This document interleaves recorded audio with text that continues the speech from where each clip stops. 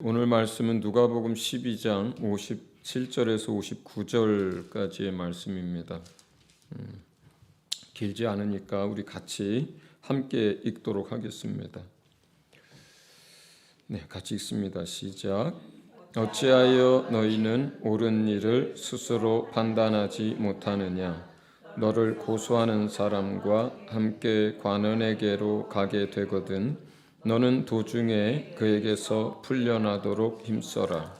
그렇지 않으면 그가 너를 재판관에게로 끌고 갈 것이고 재판관은 형무소 관리에게 넘겨주고 형무소 관리는 너를 옥에 쳐넣을 것이다. 내가 너희에게 말한다. 너희가 그 마지막 한 푼까지 다 갚기 전에는 절대로 거기서 나오지 못할 것이다. 아멘. 여러분, 이게 무슨 말일까요? 잘 생각해 보세요. 이게 왜 여기에 들어가 있을까요? 그리고 여기에 이 주제절은 또 뭘까요? 그냥 모든 사람과 화해하고 화목하게 지내라고 하는 게 주제일까요? 아니면 여기서 감옥에 거쳐서 한 푼까지 다 갚기 전에는 못 나온다고 하는데 그 감옥은 이 다음에 하나님 나라 갔을 때의 이야기일까요? 천년왕국 때의 이야기일까요? 여기서 이야기일까요?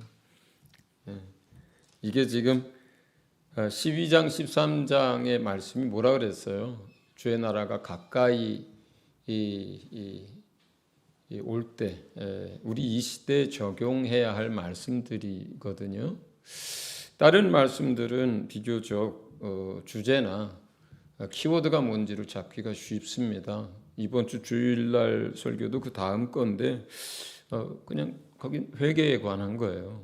회개하지 않으면 너희도 망한다. 이게 그냥 주제이고 메시지인데 그에 앞서서 이 구절은 여러분 이렇게 주의 깊게 이 본문 말씀을 다시 생각하면 57절이에요. 주님이 하시고자 하는 이야기가 57절이에요. 세대가 점점 혼탁해지고 영원한 것도 절대적인 것도 없는 전부 다 상대적인 것이 되고 모든 것이 이렇게 모든 게 불분명해지는 이 세상에 사는데 이건 마지막 때가 되면 더 하거든요. 더 해요. 옛날에 학교를 진리의 전당이라고 했는데 이젠 그렇게 말할 수 없어요. 학교조차도. 법원에서 판단하는 판단들도 그 판사의 판단이나 그 결정이 옳다 그르다라고 우리가 할 수가 없어요.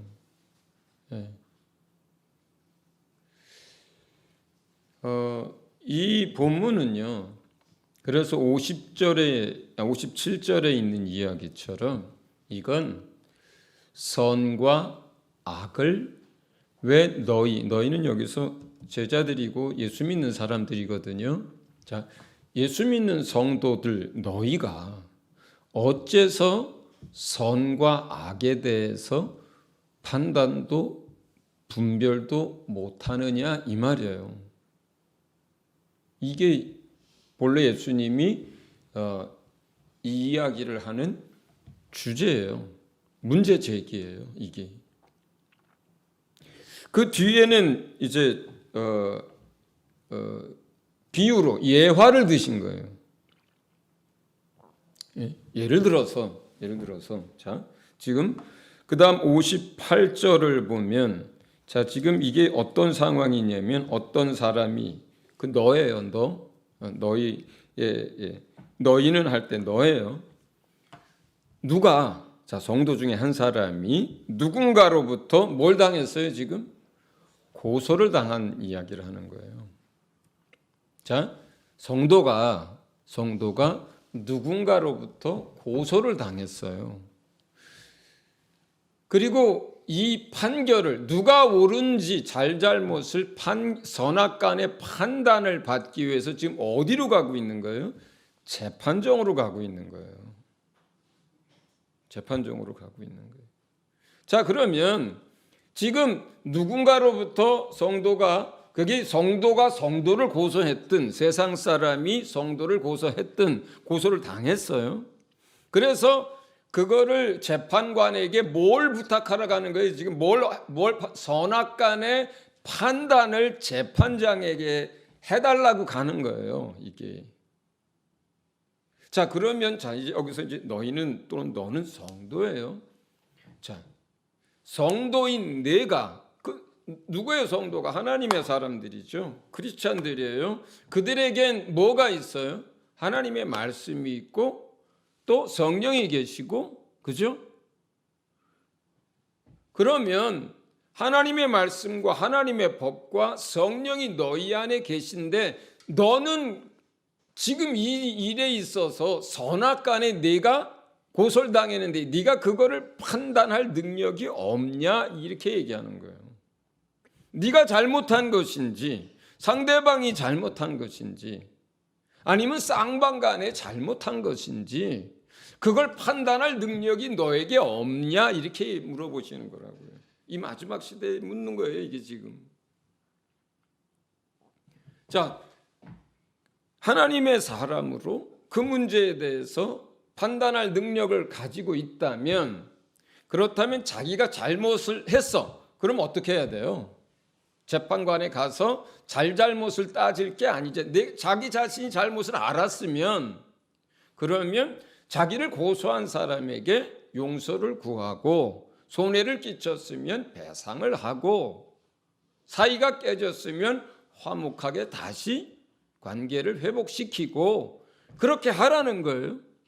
쌍방간에 잘못을 했으면 그 사람에게 가서 자기 입장만 설득하려고 하는 게 아니라 상대방의 입장과 자기 입장에 대해서 지각을 가지고 모든 걸 분별해서 그걸 같이 이야기해서 서로가 잘못한 부분들을 이해하고 또 합의에 이르고, 그렇게 해서 재판관에 가기 전에 그 문제를 해결하라는 거고, 만약에 나는 잘못이 없고 상대방이 나를 음해하고 또는 내 것을 뺏기 위해서 고소한 상태라면 그 사람에게 가서 하나님의 말씀과 이런 걸 불의하다는 것을 말할 수 있지만 그 사람이 듣지 않으면 재판관에게까지 가겠죠. 재판받게 되겠죠. 그리고 재판관의 판단을 여러 가지 증거라든가 여러 가지 변호를 통해서 받아야 하는 상황이 되는 거예요. 자, 그러면 이 세 가지 경우, 내가 잘못을 했든 쌍방간에 잘못을 했든 그 다음에 아니면 상대방이 그 사람이 음해하고 내 것을 빼앗으려고 억울하게 고소를 당했든, 이런 여러 가지 케이스에 따라서 이제 어떻게 해야 할지를 말씀하고 있는 거예요. 이런 상황 속에서. 자, 그러면 모든 판단의 기준은 뭡니까? 이런 고소를 당했어요. 아니 무슨 일이 생겼어. 그럼 모든 판단의 기준은 뭐예요? 내 입장인가요? 아니면 내 상황인가요? 그렇지 않죠. 뭡니까? 하나님의 말씀이 기준이에요. 대부분의 사람들은 자기 자신의 입장만 생각합니다. 상대방의 입장에 대해서는 생각을 하더라도 그걸 다 충분히 이해하려고 들지 않습니다. 그렇기 때문에 내 입장에서 보면 내가 옳은 것 같아 보여도 양쪽의 입장을 다 듣고 이해하다 보면 또 그렇지 않은 것도 굉장히 많습니다. 그러니까 여기서 우리가 어떤 것들을 판단할 때 그 판단의 기준은 나나 또는 상대방이 처한 입장이나 상황이 아니라 하나님의 말씀을 가지고 판단하는 거거든요. 그리스도인에겐 그게 이제 있어야 한다는 거예요. 왜냐하면 성도는 장차 세상을 심판하는 자리에 앉습니다. 성도는 장차 영원한 하나님의 나라를 통치하고 다스리는 통치권을 받게 될 많은 사람들이 있어요. 성도들이라고 하는 것이. 그런데 영원한 나라에서 많은 사람들을 영원히 다스릴 사람이 성도인데, 또는 세상을 심판할 자가 그리스도와 함께 심판할 사람이 성도인데, 그런데 그 성도가 그것을 이 땅에서 벌어지는 이 일들에 대해서 분별하지 못하고 판단할 능력이 없고 하나님의 말씀을 가지고 그것에 대해서 선악간에 그것을 깨닫고 분별할 힘이 없으면 어떻게 하겠느냐. 그렇게 분별력이 없고 지각이 없으면, 그렇게 하나님의 뜻과 말씀에 대해서 잘 모르면 어떻게 너희가 이 다음에 세상을 그리스도 안에서 함께 심판하고 어떻게 하나님의 영원한 나라에 갔을 때 10거울이고 5거울이고 주님과 함께 그 나라에서 통치하는 사람이 될 수 있겠느냐, 이렇게 얘기하는 거예요. 심지어 주님 자신도 이 땅에서 어떤 것들을 판단하고 분별하고 어떤 것들을 할 때 뭘 가지고 했어요? 자기 생각을 가지고 하지 않는다고 하셨어요. 주님 자신도. 나는 내 입장에서 내 것을 가지고 판단하지 않는다. 주의 말씀을 가지고 판단한다. 그렇기 때문에 내 판단이 옳다. 내가 이 다음에 심판할 때도 내가 심판하는 게 아니라 내가 너에게 이른 말이 너희를 심판하게 될 거다. 이렇게 말씀하셨단 말이에요. 그러니까 모든 판단의 기준은 뭐예요? 선악간에 판단할 때 하나님의 말씀이에요. 성도는 이 땅에서 무엇을 하고 또 어떻게 성장해 가는 거냐. 우리 히브리서 말씀 같이 읽어봅니다. 히브리서. 자, 12절부터 14절 같이 읽습니다. 시작. 시간으로 보면 여러분은 이미 교사가 되었어야 할 터인데 다시금 하나님의 말씀의 초보적 원리를 남들에게서 배워야 할 처지에 놓였습니다. 여러분은 단단한 음식물이 아니라 젖을 필요로 하는 사람이 되었습니다. 젖을 먹고서 사는 이는 아직 어린아이이므로 올바른 가르침에 익숙하지 못합니다. 그 다음 구절 14절. 그러나 단단한 음식물은 장성한 사람들의 것입니다. 그들은 경험으로 선과 악을 분별하는 세련된 지각을 가지고 있는 사람들입니다. 14절 말씀을 여러분에게 드리려고 한 거예요. 장성한, 그리스도 안에서 장성한다는 것, 장성한 사람이라고 하는 것은 어떤 것이냐? 저기서 말하는 경험이 뭐예요? 말씀을 순종하고 말씀을 지키면서 그것이 반복되었을 때에 우리가 말씀을 경험하는 그 경험을 말하는 거예요. 세상살이 하면서 우리가 경험하는 여러 가지 자신의 경험을 말하는 게 아니고, 우리가 하나님의 말씀을 배우고, 그러니까 여기서는 그 사람이 하나님의 말씀을 읽고 은혜 받고 감동받아서 그 말씀을 깨달은 걸, 그걸 경험하는 걸 말하는 거예요. 장성한 사람은 뭐예요? 단단한 음식을 먹을 수 있는 사람이란 말이에요. 여기서 그 앞에 어린아이라는 뭐예요? 단단한 음식을 못 먹어요. 어머니가 잘게 씻어주든 아주 어렸을 땐 어머니가 먹고 젖으로 먹이든 본인 스스로 하나님의 말씀을 깨닫고 은혜 받고 감동받고 그것을 믿음으로 막 이렇게 할, 그게 안 되는 거예요. 계속 배워야 하는 거예요, 누군가로부터. 그런데 여기서 단단한 식물을 먹는다는 건 뭐예요? 장성한 사람은 본인이 말씀을 읽고 깨닫고 그것을 붙들 수 있는 사람을 말하는 거예요. 그러면 그걸 읽고 깨닫고 붙든 상태에서 뭘 경험하는 거예요? 그 말씀을 경험하는 걸 말하는 거예요, 여기서는. 여러분이 깨닫고 여러분이 은혜 받고 여러분이 믿음으로 붙든 그 말씀이 있죠. 그 말씀을 지키고 간직하고 그 말씀을 살아내기 위해서 기도하고 또 그 말씀을 지켜서 순종하고, 이것이 이 경험들, 그 말씀을 경험한다 그래요. 이거를, 이 경험들이 쌓이면서 그 사람은 어떻게 되는 거예요? 선과 악을 분별할 수 있는 뭘 가져요? 지각을 갖게 되는 거예요.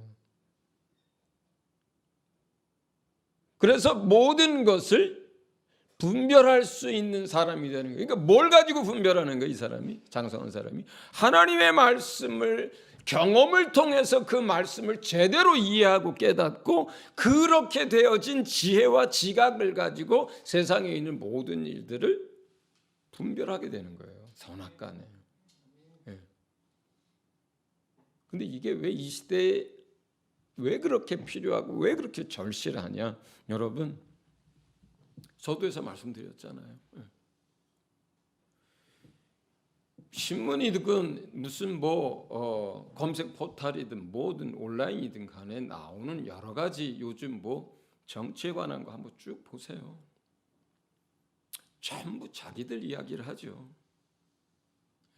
자기 입장, 자기 상황 이야기를 해요. 그게 선이에요.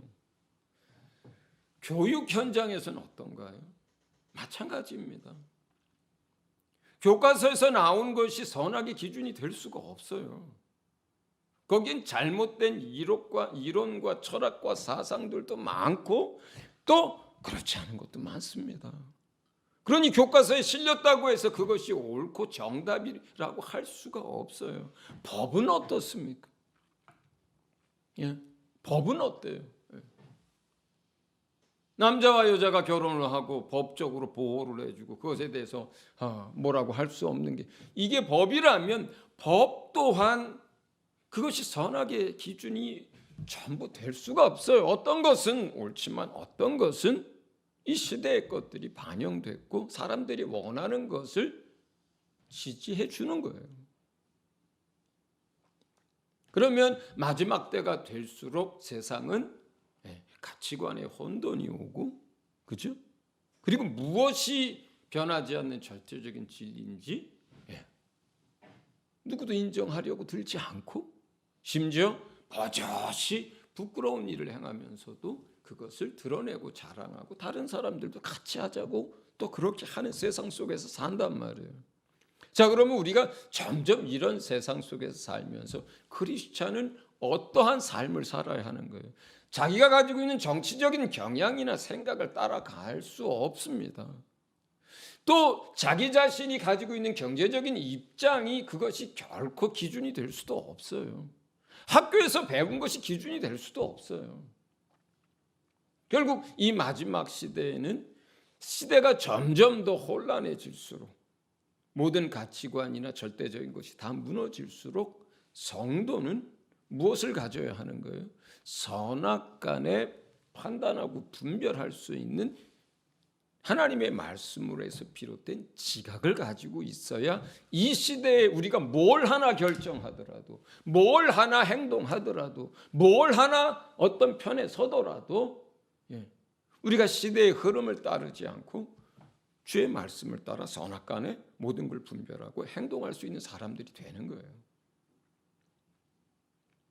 점점점 더 이게 심해지는 거죠. 경제적인 입장이든 문화적인 입장이든 정치적인 것이든 그것은 시대에 따라서 그 다음에 그 사람들이 어떻게 태어났고 자랐느냐에 따라서 그리고 그 사람들이 어떤 집안에서 어떤 소유를 가지고 또 지배를 받고 아니면 지배하고에 따라서 그건 다 입장이 틀려요. 다 다릅니다. 교회 안에서는 그 어떤 것에도 치우치면 안 돼요. 왜냐하면 다른 입장이나 다른 상황이나 다른 배경에서 성장한 사람들이 있기 때문에 교회는 그 세상의 흐름이나 입장을 가지고 교회가 어떤 한쪽 편에 든다면 거기에는 그렇지 않은 쪽 사람들이 상처받고 많은 어려움들을 겪습니다. 교회가 됐든 성도가 됐든 그렇기 때문에 우리는 뭐가 필요한 거예요? 선악간에 분별할 수 있는 지각이 필요한데 그것은 하나님의 말씀을 경험함을 통해서 얻어진 것을 말해요. 그것을 가지고 이 시대를 분별하고 그것을 가지고 내가 투표할 때도 투표를 해야 되는 거고 그것을 가지고 어떤 정당에 가입을 해도 내가 그런 기준에서 해야 되는 것이고 내가 사업을 하든 도장을 찍든 계약을 하든 뭘 하든 직업을 구하든 뭘 하든 전부 어떤 판단이든 경험된 하나님의 말씀으로부터 얻게 된 그 지각을 가지고 분별하고 해야 한다는 거예요. 여기에서 이제 예수님이 예로 든 이런 경우라면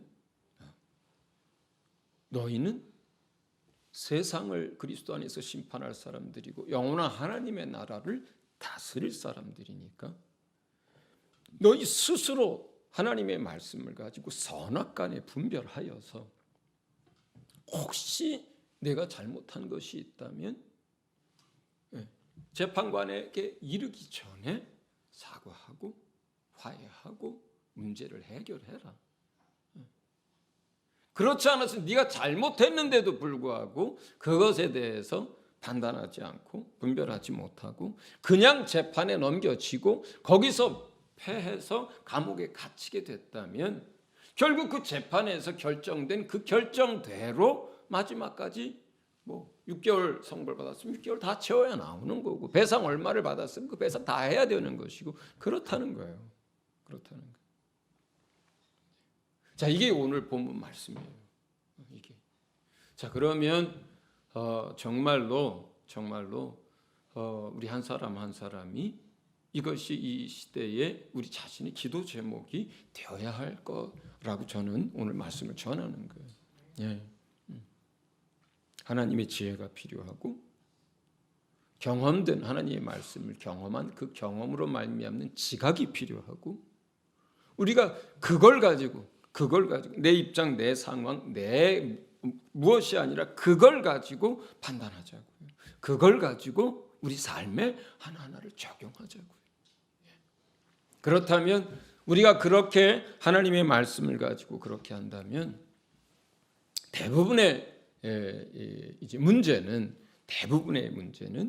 일방적인 경우보다는 쌍방간에 어느 쪽이 더하고 덜할 수는 있지만 허물이 대부분 있는 경우가 많습니다. 그렇다면 우리가 이 말씀을 적용할 때 하나님의 기준에서 보고 그리고 적용하자고요.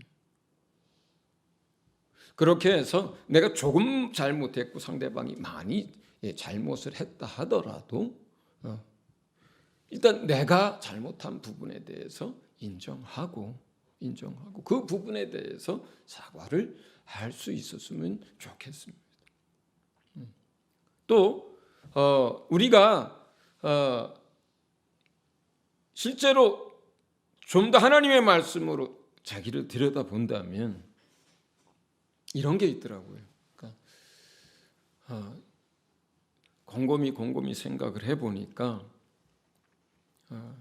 내가 저 사람을 내 몸을 사랑하듯이 그렇게 사랑하지 못한 것이 하나님 앞에 고백해야 될 때도 있어요. 세상의 기준으로는 잘못한 게 아니에요. 세상의 법이나 세상의 기준으로는 잘못한 게 아니에요. 그런데 하나님의 기준에서 보니까 근데 더더군다나 거기서 더 나아가서 상대가 형제야, 자매야, 그리스도 안에서 한 성도야. 그러면 거기에서 적용해야 될 하나님의 말씀은 뭐예요? 세계명이잖아요. 주님이 나를 사랑한 것처럼 내가 사랑하지 못한 그래서 생긴 오해, 그래서 생긴 상처. 그냥 인간이 객관적일 수는 없지만 그래도 한 걸음 물러서 아무리 생각해봐도 내가 상대방에게 잘못한 건 하나밖에 없고 상대방이 나한테 잘못한 건 아홉이라 하더라도 그러나 그 세 계명에 비추어서 이렇게 보면 내가 저 사람을 위해서 기도한 것이 부족했고 내가 저 사람이 설령 틀렸다 하더라도 허물을 덮어주지 못한 것이 부족했고 설령 저 사람이 인간적인 행동과 말을 하고 믿음의 말을 하지 않았다 하더라도 그래도 내가 그 사람을 위해서 더 온전해지도록 도와주지 못한 부분도 미안하고 내가 하나님께 더 많이 사랑받은 사람인데 내가 더 겸손해지지 못한 것도 미안하고 그렇죠. 그러면 우리가 이런 하나님의 말씀에 근거해서 그걸 붙들고 상대방을 위해서 기도하고 축복하고 관계가 화목되기를 기도하고 또 내가 그렇게 사랑하지 못하고 기도하지 못했던 것들에 대해서 용서를 구하고 그렇게 해야 될 줄로 믿습니다. 근데 그렇게 한다고 해서 관계가 다 회복되지는 않습니다, 여러분. 그렇게 내가 하나를 잘못했고 상대방이 9을 잘못해서 내가 그 하나를 용서를 구할 때, 사과할 때 세상 사람들은 내가 9을 잘못했는데 저 사람이 하나 잘못한 걸 사과하네, 이렇게 받아들이지도 않습니다. 많은 경우는 자기가 9을 잘못해놓고요, 내가 설명을 해줘도요, 대부분의 많은 경우는요, 신앙이 어릴수록 또 이기적이고 인간적일수록요, 그 사람이 하나 잘못한 거를 사과하면요, 거꾸로 생각해요. 자기가 하나 잘못했고 상대방 사과하는 그 사람이 9을 잘못했다고 생각합니다. 세상 사람들 그래요. 성도들도 마찬가지예요. 크리스찬들도 그렇게 생각해요. 그러나 이 일에 대해서 누가 봅니까? 하나님이 보시는 거거든요. 이 일에 대해서 하나님이 보는 거예요. 그 하나님이 하나를 잘못하고도 9 잘못한 사람에게 그 하나에 대해서 사과할 때, 그리고 그 9 잘못한 사람을 위해서 기도하고 축복하고 생각날 때마다, 하나님 힘들 때마다 그 사람들을 위해서 기도하고 할 때, 하나님이 그 사과한 걸 하나님이 보시고 내 쪽에서 매듭을 풀어주고 원수가 틈타지 못하도록 막고, 또 더 문제가 커지지 않도록 나의 상처를 치료해 주시고, 그것으로 인해서 원수가 더 이간질하지 못하도록 하나님이 막으시고, 우리가 하나님의 그 세 계명을 따라 행한 그것에 대해서 하나님이 우리를 축복합니다. 우리를 지켜줍니다. 그 사람과는 관계가 회복되지 않을 수도 있어요. 그럴지라도 뭐예요? 나는 하나님의 말씀을 가지고 순종해서 지키고 그대로 행하는 거예요. 하는 거예요. 어쩌면 내가 그렇게 해도요, 주님 앞에 서는 날까지 그 사람은 나에 대해서 여전히 오해하고, 그 사람은 나에 대해서 마음을 닫고 여전히 그 사람은 나에 대해서 욕할 수도 있어요. 그러나 판단은 누가 합니까? 하나님이 하시는데 뭘 가지고 해요? 하나님의 말씀을 가지고 판단하세요.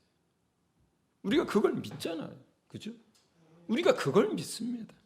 하나님만이 완전하고 하나님의 판단만이 흠이 없고 하나님이 말씀으로 판단하실 거라고 하는 것을, 재판하실 거라고 하는 것을 우리가 믿어요. 이 땅에서 다시 회복됐다 해도 하나님이 그것을 온전치 않은 것으로 본다면 이 땅에서 화목한 게 무슨 소용입니까? 무슨 소용입니까? 그것이 하나님 보시기에 불의한 상태라면 그게 무슨 소용이 있겠어요? 그죠? 그러나 우리가 이 땅에서 우리의 할 바를 하면 나머지는 하나님이 하세요. 신원해 주시는 분도 하나님, 그 문제에 대해서 해결해 주시는 분도 하나님, 이 땅에서 안 되면 하나님 나라에서라도 30배, 60배로 잘했다고 갚아주시는 분도 하나님. 그렇기 때문에 우리가 이 시대를 살면서 우리가 하나님의 말씀을 붙들고 지각을 가지고 판단할 뿐만 아니라 그 말씀으로 정치, 경제, 사회, 교육, 문화 모든 것에서 우리가 그 지각을 가지고 그 지혜를 가지고 살아갈 수 있기를 예수 이름으로 축원을 드립니다.